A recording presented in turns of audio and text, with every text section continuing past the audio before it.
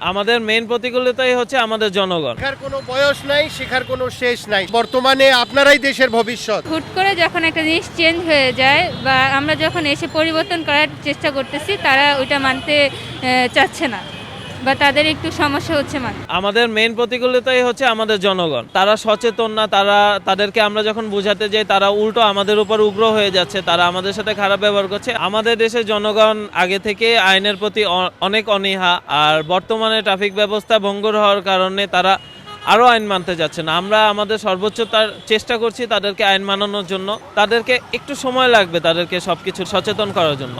8:30টার দিকে আসছি, আমাদের 4 ঘন্টা ডিউটি করতে হবে 12:30টা পর্যন্ত। যেহেতু এটা পার্ট টাইম স্টুডেন্টদের জন্য 2টা শিফট, সকাল এবং বিকালে। তো যাদের সকালে ক্লাস থাকে তারা বিকালে আসে, যাদের বিকালে ক্লাস থাকে বা সন্ধ্যায় ক্লাস থাকে তারা সকালে আসে।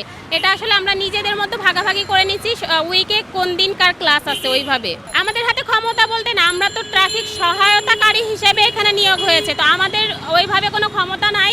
কিন্তু আমরা যখন রাস্তায় ডিউটি করি আমাদের সাথে কিন্তু পুলিশের স্যাররা থাকেন, আপনার সার্জেন্ট বলেন, ইনচার্জ বলেন বা ট্রাফিক পুলিশ বলেন, আমাদেরকে ওনারা মানে ছোটোখাটো কাজগুলা দেয়। আমাদের যদি কেউ ওভারটেক করে তখন লাস্টে ওনারা ওই কাজগুলা দেখেন আর কি। শেখার কোনো বয়স নাই, শেখার কোনো শেষ নাই। বর্তমানে আপনারাই দেশের ভবিষ্যৎ। ছাত্ররা যে গণ আন্দোলনের মাধ্যমে যে একটা সরকারকে আনছে, যাতে এই সরকারটা ব্যর্থ না হয়, এটাই হলো মেইন জিনিস। প্রশাসন যেহেতু এখন নাই, ছাত্রদের নাম হচ্ছে ইনুস সরকার, এখন এটা মানতে হবে। আর এইটা হলে তো ভালো হয়, কারণ আমি রাস্তা যখন চলবো পড়ে গেলে আমার হেলমেটে আমাকে প্রোটেকশন দেবে।